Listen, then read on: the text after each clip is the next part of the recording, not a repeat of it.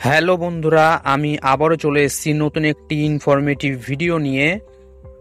আর আজকের ভিডিওটি খুবই গুরুত্বপূর্ণ হতে চলেছে যারা পেটিএম ব্যবহার করেন, কারণ আরবিআই এর নির্দেশে আর কিছুদিনের মধ্যেই পেটিএম ব্যাংক বন্ধ হতে চলেছে।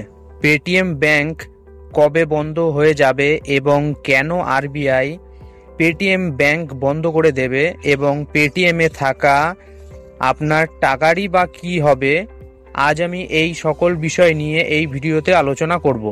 ভিডিওটি শুরু করার আগে আপনি যদি এই চ্যানেলে নতুন হয়ে থাকেন তবে চ্যানেলটিকে সাবস্ক্রাইব করে পাশে থাকা বেল আইকনটি প্রেস করে দেবেন এই ধরনের ইনফরমেটিভ ভিডিওর নোটিফিকেশন সবথেকে আগে পাওয়ার জন্য। সবার প্রথমে জেনে নেওয়া যাক রিজার্ভ ব্যাংক অফ ইন্ডিয়া মানে আরবিআই কেন পেটিএম ব্যাংককে বন্ধ করে দেওয়ার সিদ্ধান্ত নিয়েছে।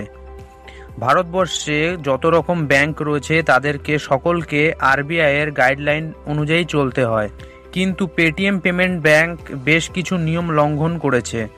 যেমন 2022 সালে আরবিআই পেটিএম ব্যাংকে নতুন অ্যাকাউন্ট খোলা যাবে না এমন নির্দেশিকা জারি করেছিল, কিন্তু পেটিএম তা অমান্য করে এবং আরও বেশ কিছু নিয়ম ভাঙার কারণে পেটিএম পেমেন্ট ব্যাংককে বন্ধ করতে চলেছে আরবিআই। কিন্তু পেটিএম অ্যাপ্লিকেশন চালু থাকবে, শুধুমাত্র পেটিএম পেমেন্ট ব্যাংক বন্ধ হয়ে যাবে। এবং আরবিআই আরও জানিয়েছে পেটিএম ব্যাংকে যদি কোনো টাকা থেকে থাকে তবে 29শে ফেব্রুয়ারির পরেও ব্যবহারকারীরা অনলাইন পেমেন্ট করতে পারবেন পেটিএম ব্যাংক থেকে, এবং রিচার্জ এবং বিল পেমেন্ট করতে পারবেন, মুভি টিকিট এবং ট্রাভেল টিকিট বুকিং করতে পারবেন, ইউপিআই পেমেন্ট করতে পারবেন, ওয়ালেট এবং কিউআর কোড ব্যবহার করতে পারবেন 29শে ফেব্রুয়ারির পরেও।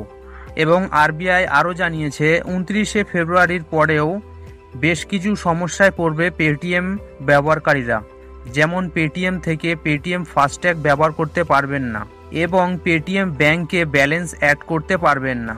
তো বন্ধুরা, আশা করি এই ইনফরমেশনটি আপনাদের অনেকটা কাজে আসবে এবং ভিডিওটিকে অবশ্যই শেয়ার করে দেবেন যারা এই ইনফরমেশনটি জানে না, যাতে তারা এই সম্পূর্ণ ইনফরমেশনটি জানতে পারে।